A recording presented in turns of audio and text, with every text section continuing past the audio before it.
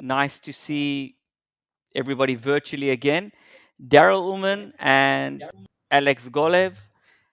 We're back at Microsoft Licensing Q&A, our weekly SAM Expert 30-minute special.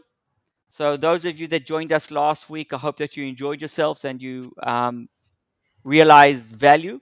We talked about SPLA licensing, SPLA, CSP hosting. We had a very interesting session. So if you missed that, just check out our YouTube channel. If you're not there yet, then please just put into YouTube Sam Expert. It's as simple as that. And you'll see last week's presentation and everything else. So a lot's going on there. Today, we're going to be talking about Microsoft licensing updates. So we're going to do it slightly differently today. And before I give a full introduction to Alex, for those of you that don't know him, we're going to go through, there's been some very interesting updates around SQL Server, Windows Server, and some other great stuff. So Alex is just going to go through all the changes for the benefit of those of you that haven't had a chance to read the greatest and latest updates from Microsoft. So that's what we are here for. And then at the end of the session, depending, of course, on how much time we have, because these sessions are structured around 30 minutes. So potentially we're going to leave some time for Q&A. We've got some questions that we received from our audience prior to the call. And if you want to, please feel free to add your questions into the chat, and we'll be happy to address them. So just before we kick off, just Alex is the founder and CEO of SAMexpert. He is, well, I'm not objective, but one of the leading Microsoft authorities around licensing globally these days. And Alex loves sharing his knowledge and answering questions regarding where Microsoft is going strategically, tactically, how it impacts your business, and how basically at the end of the day, you can either make more money off working with Microsoft as a partner, or if you are a customer of Microsoft, how can you cut down on the bottom line a bit in order to increase your margins? So it goes both ways, and that's what Alex is here for. I'm Daryl Ullman. I'm a partner with SAMexpert, and I have all the fun in the business because I deal with the negotiations, audit protection, and I just love to moderate these shows because it's just such fun. So just a short disclaimer before I turn it over to Alex. We are not a Microsoft representative. Whatever information we're going to be sharing with you today is based on our interpretation of the Microsoft publicly available information and our experience over the last 25 years. So please, if you want to verify or if you want to use any of our information, please consult the Microsoft licensing terms and other formal knowledge bases. So saying that, Alex, Yeah, the show's yours. whoever's watching right now, if you're not, please say hello in the chat. Please tell us where you. And the benefit of these live streams. So we did it unlike our competition. Although we have no competition here on YouTube. We decided to make sessions live so you could get your practical questions, and this is all about Microsoft licensing. So whatever question, whether it's a silly one, please ask it today. Please ask it in the live, and we will respond to questions. So don't hesitate. We have questions. So the other of this is we do have connections that are shy to ask questions live. They don't want to disclose the names, maybe to their employers. So they send those questions to us via email, via our website, SAMexpert.com, and we collect those questions. And that's and some of these questions we will respond during these live. Started this, as Daryl already said, every Wednesday. We're live at about 3 p.m. London time. Various questions, and you can check our channel. I hope you're watching YouTube right now. It's on Twitter, not anywhere else. You can check our channel on the homepage of the channel, other live streams, which you can put in your and get notified by YouTube. Let's kick off. So again, Please ask your questions in the chat and we will take them. The Microsoft license updates, not that many. And what we will cover today is not just December updates, but also because Microsoft used to update terms exactly on the first of every month. Recently, they've changed that cadence, and it's all over the place. So there's always something that changes on the first day of the month, but there are sometimes mid-month changes. We'll cover everything that is related bottom line. So anything that is just they wasn't here, they added new terms and conditions. If it's not relevant, we won't cover it here unless you ask. So just about the actual licensing, compliance, and money, your costs.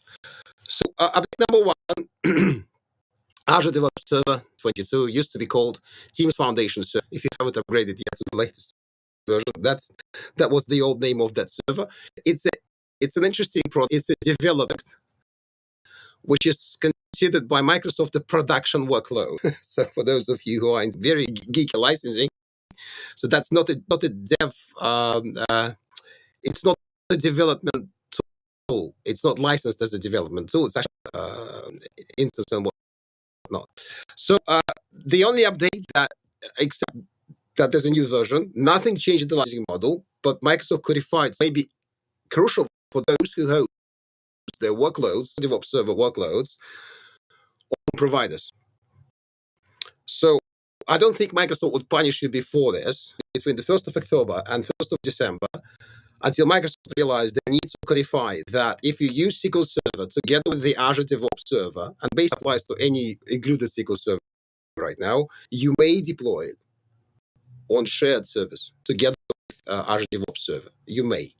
So again, not a massive update, but especially for cultures like German and Swiss, where everybody is very, very sensitive about whether that's explicitly granted. So Microsoft now explicitly grants you right to deploy SQL Server technology, which is basically just an included license for SQL together with the Azure DevOps Server. They allow you to deploy it on shared service, on third-party platforms, on outsourced servers. There you go. Good update. Now we're getting into a more complicated territory. So BizTalk 2020. There's no new version, but Microsoft decided from the mid-November actually to require software assurance to license BizTalk server per virtual machine. And it would be easy if it wasn't new. There's no new version. It's still BizTalk 2020. So it's going to work. It's very complicated. Actually, Microsoft complicated things. For those of you who use BizTalk drastically, if you just a license or signed an enterprise agreement for November 17, then nothing changes for you really. You may still license BizTalk server per virtual without any changes, no requirements. But if you upgrade the instance to BizTalk 2020 from a previous version,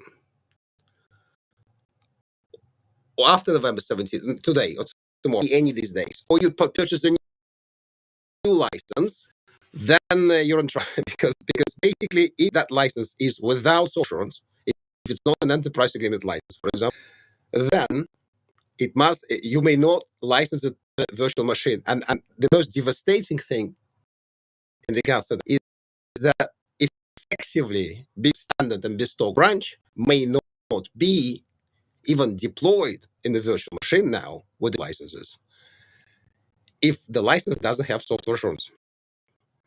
So if it expired, or if you bought it a personal license, there we go. You may not even deploy it because there's no way to license it in the virtual machine without assurance. So it's virtualized, and you deployed it there, you may not use it anymore. So again, those of you who have enterprise agreement licenses or CSP subscriptions are unaffected because you have all those rights. We'll get back to that.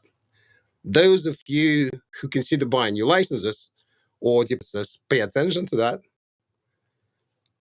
Nothing affects bulk enterprise if you license it per physical course at the physical level, and then you may run unlimited number of instances. It's not unlimited number of instances. There's a lot. There's like 16. If it's a 16 core server, you may run 16 instances. Nobody does run that many instances. If you want to license a virtual machine, enterprise, standard, branch, then you must have store assurance. So some of the Microsoft partners presented in a way like, oh, Microsoft making software assurance more. We're looking for more attractive, naming the knots. That's the problem. So you almost escape from a subscription and not. So SQL Server is a bit easier because you have to track when you bought a license or deployed something, because it's simply they released new server version, which is SQL Server 2020. So it is available right now from November. And the same licensing rules that software assurance is required for per virtual machine licensing. Can you see? I think I'm freezing. So the same rules that a virtual machine requires per VM licensing applies to SQL Server 2022. What does it mean? If you use previous versions of licenses, nothing has changed for you. Nothing. But when you upgrade to SQL Server 2022, since then, if a license is without software assurance, as with BizTalk server, it may not be deployed in a virtual machine. This is how bad and how serious this is.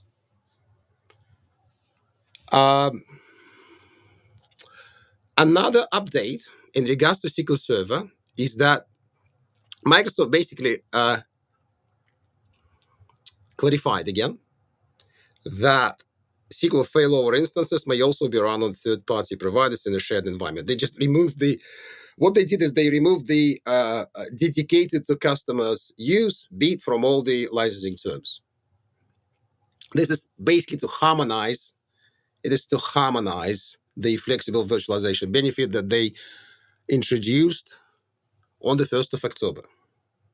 If you want to read about the flexible virtualization benefit, you may Google it, or you can go to our website, SAMexpert.academy, and we have an article where we try to explain it in the most simple way possible what that is.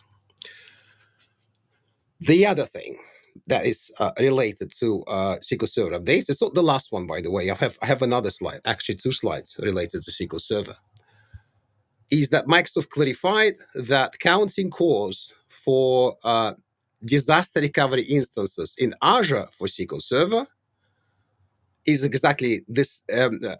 The same rules apply to counting cores as for Azure hybrid benefits. What does it mean? So for licensing gigs, not for procurement people, for licensing gigs, is that if you need to, if you are deploying a disaster recovery instance of SQL Server Enterprise, but backing up SQL Server Standard, you may only do that in Azure, and the same calculation rules apply. So when you license, when you have licensed your main instance with SQL Server Standard licenses, and your disaster recovery instance in Azure is Enterprise, you need 4 times more licenses than the cores in the Enterprise instance. That is too complicated right now to explain in a very short form. If you have a question, if you want me to explain this, please ask in the chat. If you don't, please come to our SQL Server licensing training. It'll be a long training, almost 2 hours, on the 21st of December. And if I don't forget, I'll put it in the upper corner on YouTube, in the cards, so-called YouTube cards. There'll be a link to that live where you can just click notify me, and YouTube will notify you before it starts. It's Wednesday. It's in 2 weeks from now. So moving on.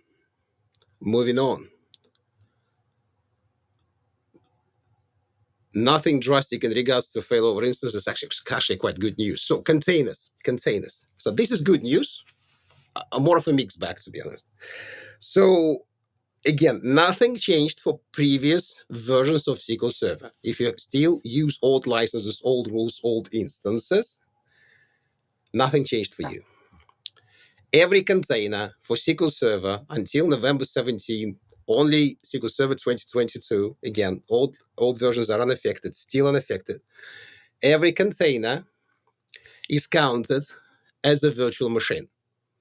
So if you deployed multiple containers in a physical operating system or inside the virtual machine, why not? You may have nested containers.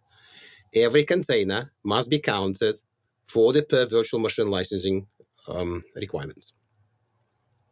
However, from SQL Server 2022, and if you have licenses of that version, or if you have enterprise agreement licenses, you may upgrade.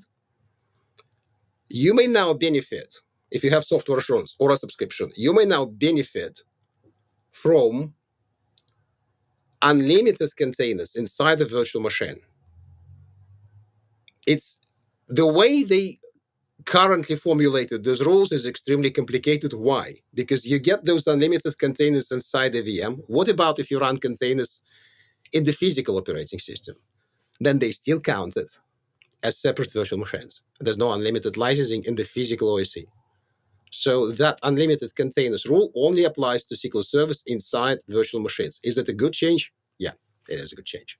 If you're already paying for software assurance or for a CSP subscription license, that is a very positive change. And by the way, going to positive and negative, before we move on to other news, I'd like to emphasize at this point the business, compliance, and monetary value of these updates. So firstly, as I already mentioned multiple times, if you have enterprise agreement licenses, software assurance is compulsory, so you get all the benefits of SA, or if you have CSP subscriptions, almost no impact of these changes applies to you until that license expires. For all the rest, especially small businesses, or somebody buying new licenses, somebody buying MPSA licenses, we have a list of things that are changing for you, and mostly negatively. So firstly, perpetual licenses, and then I'll bring you back because you like talking about business value. Perpetual licenses are becoming even less usable. So Microsoft is pushing everyone towards OpEx. And therefore, the effect of this is if you want to use new versions, if you want the new benefits and rules to apply to you, then you will have increased costs in the OpEx part. So the total cost of ownership of SQL Server will grow. That is due to software assurance or subscription requirements. Then upgrading existing license instances may make you non-compliant. What does it mean? There's usually a very weak link in the majority of the organizations between the compliance and procurement and IT. IT does what IT does. We all know that. So what may happen is they will upgrade something or move something or virtualize something, and suddenly, because of these new rules, those instances will become non-compliant, almost unfixable with the existing licenses. So what does it mean? Increased costs, because you will have to buy new licenses. So pay attention. Tell your IT to be careful. So don't upgrade. Be careful with upgrading. Talk to a licensing professional and ask how this is going to affect your compliance. It's important, especially in small businesses, especially in when you have remote branches with little to no virtualization. That's where these issues will arise. And the other bit, if you had licensing advice, so for example, we have a client with whom we ended the engagement before November 17. I called them yesterday and said, let's talk, because they haven't bought the licenses yet. Let's talk because we need to reshuffle the way we advised you to license your new instances. And that is like a medium-sized business where impact of these changes is massive and they don't have an enterprise agreement. So you may be one of those. Seek advice. If you got the advice and haven't yet bought the licenses, go back and ask them whether for free or for additional fee. We do it for free for the customers we've just ended the engagements with. Ask renew, update, refresh that advice because it's a drastic change. And there is no impact if you're currently already compliant and you haven't changed anything, obviously. I mean, you remain static. If you were compliant before November 17, didn't change anything, you are compliant. So don't worry about that. Daryl, do you want to add anything else here?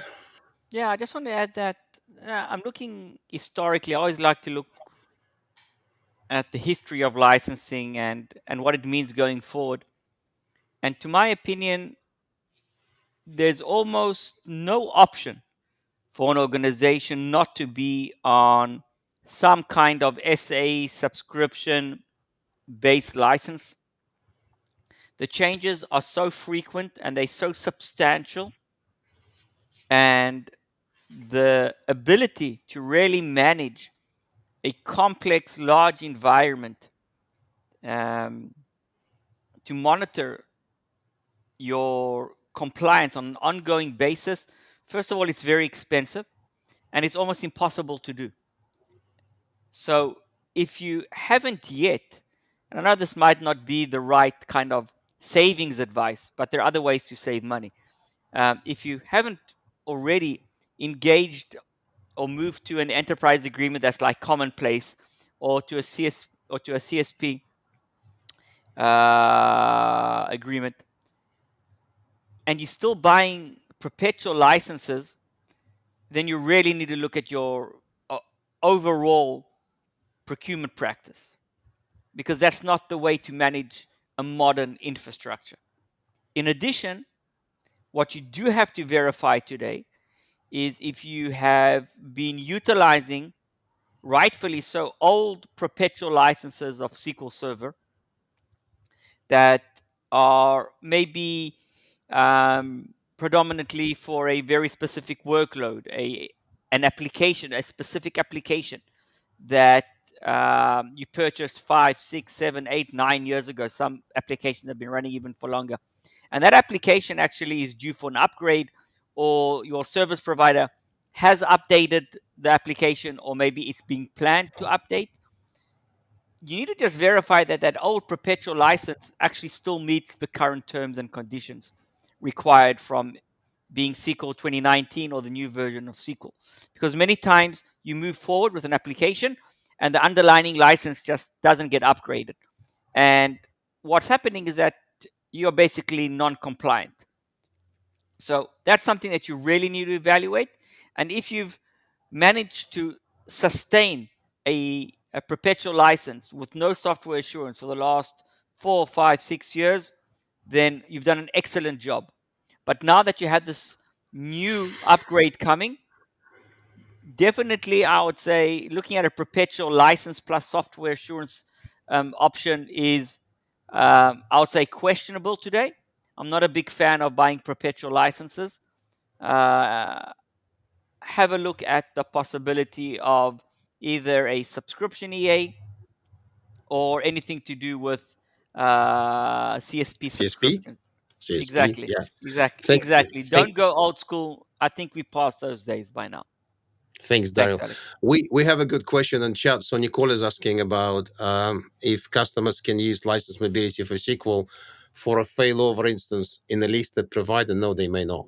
So if you have an on-premises instance or is deployed on a non-listed authorized outsourcer, then you may not back it up for free on a listed provider. So you would have to actually license that instance. Unfortunately, there's no such benefit. Listed providers are losing right now. So Amazon, those of you who don't know who listed providers are, Amazon, AWS, Google, GCP, Azure itself, unless it's through Azure Hybrid Benefit, and Alibaba.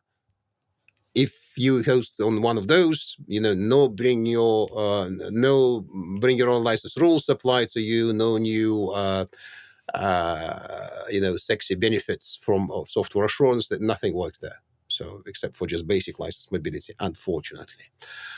Uh, so seek advice if you want to do that. That's my response. Unless it's on dedicated hardware, then we can discuss it. But then, mostly we talk right now about public cloud infrastructures. Dedicated hardware is a completely different matter. So another thing that I'd like to mention in regards to these new updates. So those of you who use software asset management tools, those of you who bought a tool and thought, fine, we'll set it and forget it, and you configured it, maybe, updated it a few months ago, you have a problem. You have an actual problem, because tools will have to catch up with these new changes. Tools will have to account for whether that's a new license or a new instance or an old license, an old instance, whether you have software assurance. And to be honest, I mean, not every tool knows that even now. So review your tool, review your reports with a licensing expert. I know it's going to cost you additional money. Please do, because you will generate a compliance report. You will think you're compliant, or it'll tell you to buy more licenses. Maybe you don't need to buy them due to these changes.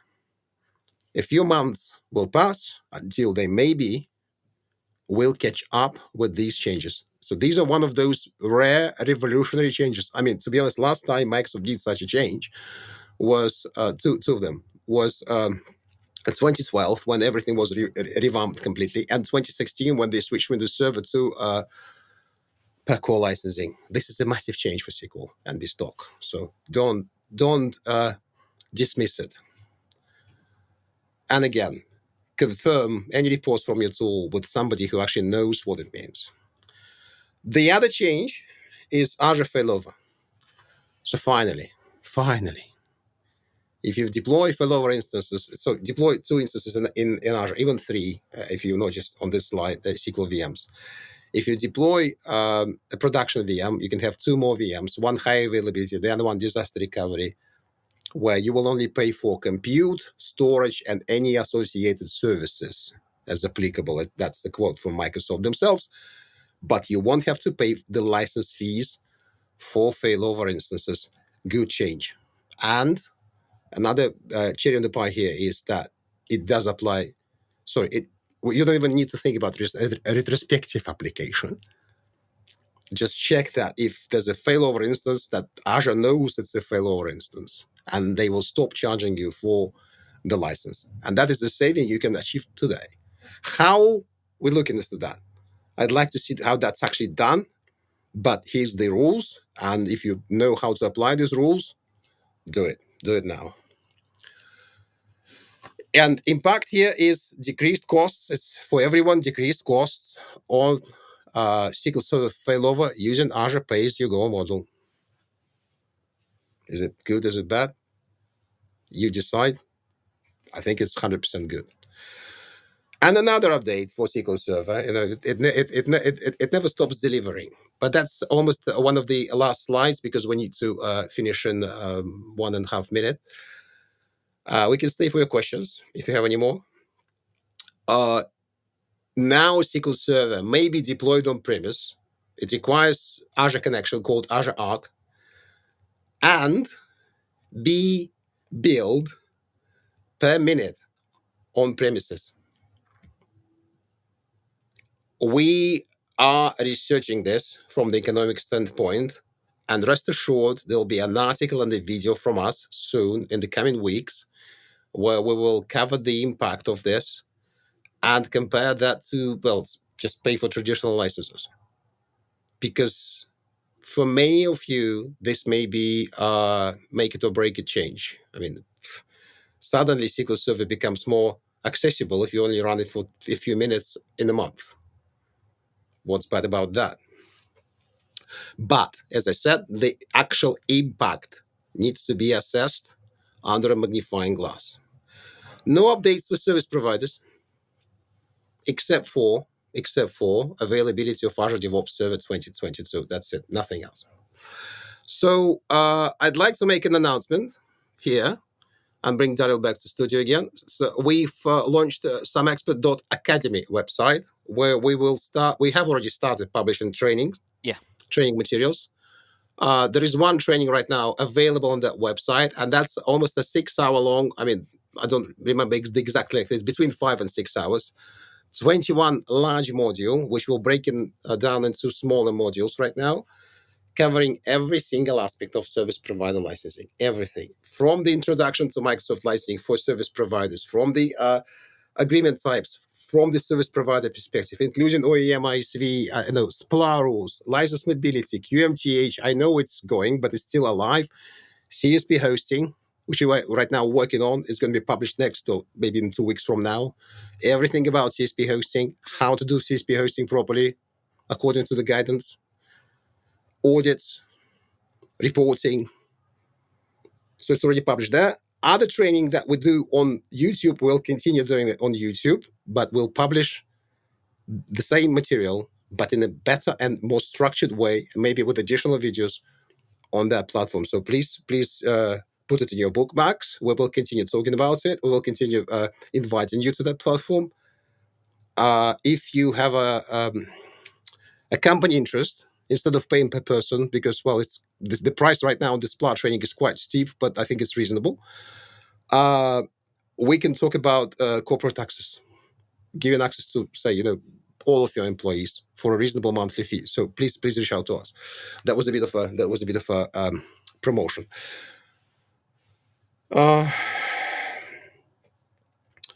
So Nicole, we have an information from Nicole. I confirmed with MS that Azure Arc SQL managed instances can be run in containers on listed providers, but you still have to have the rights to run SQL on listed providers. That is correct. That is correct. So it's not only on premise. I don't see a reason why they cannot be run on listed providers. But the whole thing about Azure Arc is we need to review it. We need to review the impact. And that's it. Daryl, do you want to take maybe a couple of questions from our emails?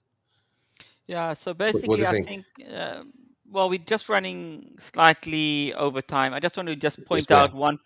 Somebody asked us regarding if we see some connection between all of the latest changes that have come around Windows Server, SQL Server, CSP hosting. So there's been quite a few announcements in the last 3 to 4 months.